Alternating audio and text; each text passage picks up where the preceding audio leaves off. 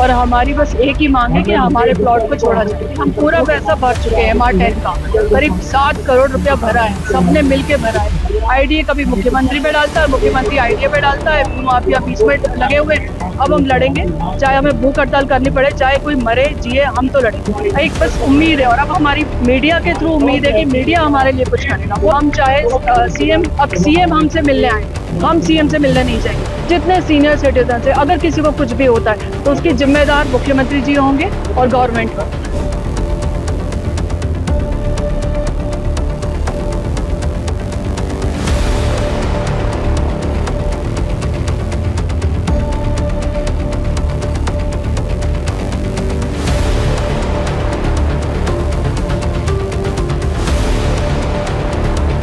पुष्प विहार के भड़के पीड़ित बोले, मुख्यमंत्री को यहां बुलाएंगे। प्रशासन सरकार को भूख हड़ताल की धमकी। 171 स्कीम से मुक्ति के लिए बोले पीड़ित, अब हम नहीं जाएंगे मुख्यमंत्री से मिलने, उन्हें यहां आना होगा। मुख्यमंत्री को उनका पिछला वादा याद दिलाया। बोले पीड़ित, 33 साल का संघर्ष है हमारा। 13 हाउसिंग सोसाइटी साथ में आई। संघर्ष समिति के MK चतुर्वेदी ने आज सांकेतिक प्रदर्शन और भूख हड़ताल और प्रदर्शन की जानकारी दी।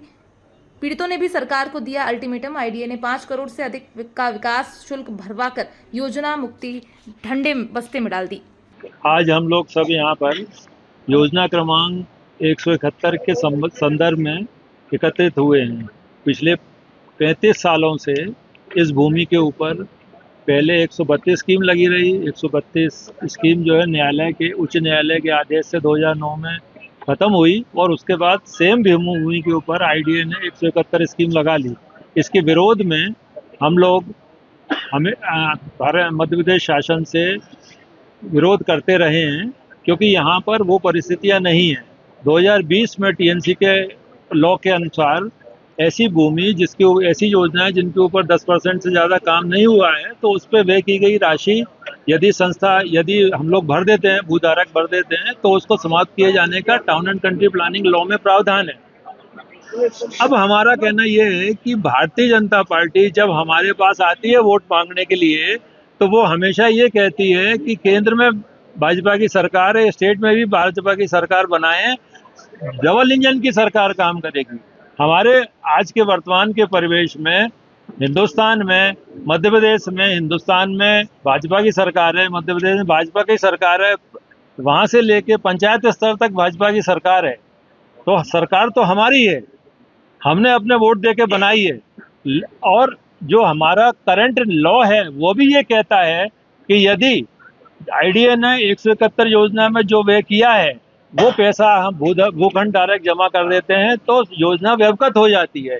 तो मेरा निवेदन ये है कि जब भाजपा सरकार हमारी है, जो प्रदेश से लेकर पंचायत स्तर तक है, हमारा कानून भी ये कहता है कि हमारे को योजना से मुक्त होना चाहिए, तो ऐसी क्या व्यथा है शासन के सामने, मुख्यमंत्री जी के सामने, या आईडीए के सामने, या कमिश्नर साहब के सामने, या TNC के सामने, कि हमारी भूमि को मुक्त करना नहीं चाहते। पिछली बार हम इस संदर्भ में हम अपने स्थानीय विधायक जी महेंद्र हडिया जी के सहयोग से कई बार पुराने मुख्यमंत्री जी से भी मिले, वर्तमान के मुख्यमंत्री जी से जो भोपाल में जाके मिले, तो उन्होंने बोला आपकी समस्या का निराकरण जब हम इंदौर में आएंगे उस समय करेंगे।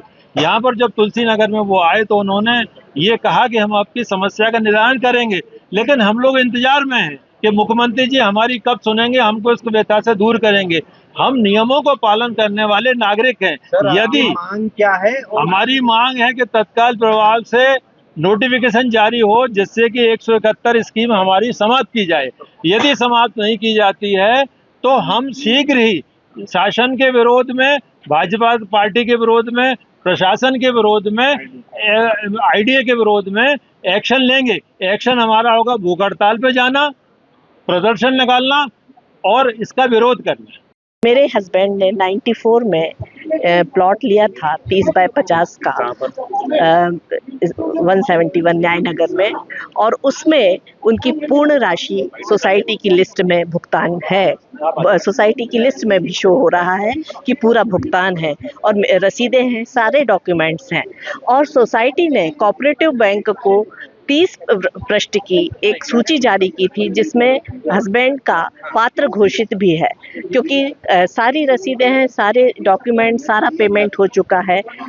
21 में 2021 में मेरे हस्बैंड इस लड़ाई से लड़ते लड़ते शांत हो गए और आज मैं उनकी विधवा उस लड़ाई को जारी किए हुए हूँ। वो तो चले गए पर आज भी हमें न्याय नहीं मिल पा रहा है।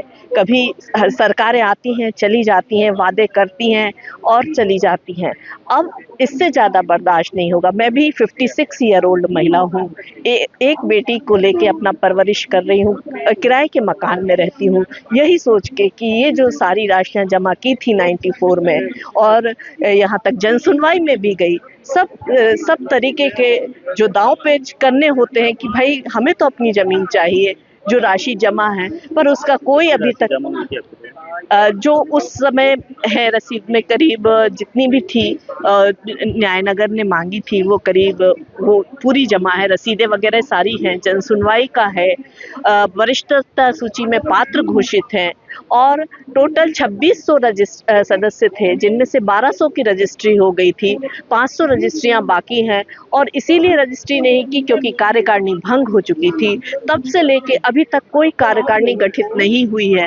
कार्यकारिणी गठित हो तो एक जिसको कहें कि ऑथेंटिक डॉक्यूमेंटेशन तैयार हो और हम उम्मीद करें कि हमारा रजिस्ट्री ऑपोजिशन वो दे दे, जिसके लिए मैं 94 से भटक रही हूँ और सोसाइटी भी इसके लिए कुछ करे और मुख्यमंत्री से अनुरोध है कि भाई ये अपने काम करें, आए, आश्वासन दे के नहीं जाएं। अब ये लड़ाई बहुत ही जोरदार रूप लेने वाली है।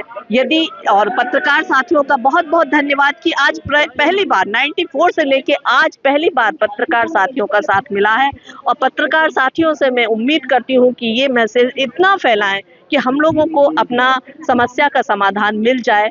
जो आज हम किराए के मकान में रह रहे हैं, इस लड़ाई को लड़ते लड़ते हस्बैंड दिवंगत हो गए और आज मैं एक बेटी के साथ संघर्ष कर रही हूँ और सारे डॉक्यूमेंटेशन देने के बाद भी इस लड़ाई को विराम दिया जाए, हम लोग का सॉल्यूशन दिया जाए। हमारी कॉलोनी का नाम पुष्पविहार है जिस पे 171 लगाई हुई है आईडीए ने और हमारी बस एक ही मांग है कि हमारे प्लॉट को छोड़ा जाए। आईडीए को कोई राइट नहीं है 171 लगाने का। पहले भी उसने 132 लगाई थी, वो हटा के उसने 171 लगा दी। हम पूरा पैसा भर चुके हैं MR10 का, करीब 7 करोड़ रुपया भरा है, सबने मिलके भरा है, कोई ड्यूज नहीं है हमारे। आईडीए कभी मुख्यमंत्री पे डालता है, मुख्यमंत्री आईडीए पे डालता है, भू माफिया बीच में लगे हुए। मतलब 33 साल हो गए, किसको कहते हैं 33 साल? 33 साल की जो लड़ाई है वो आज हम बिल्कुल लड़ने पर आ गए। अब हम लड़ेंगे, चाहे हमें भूख हड़ताल करनी पड़े, चाहे कोई मरे जिए, हम तो लड़ेंगे। हम बहुत बार, हाडिया जी हमेशा हमारे साथ खड़े रहे।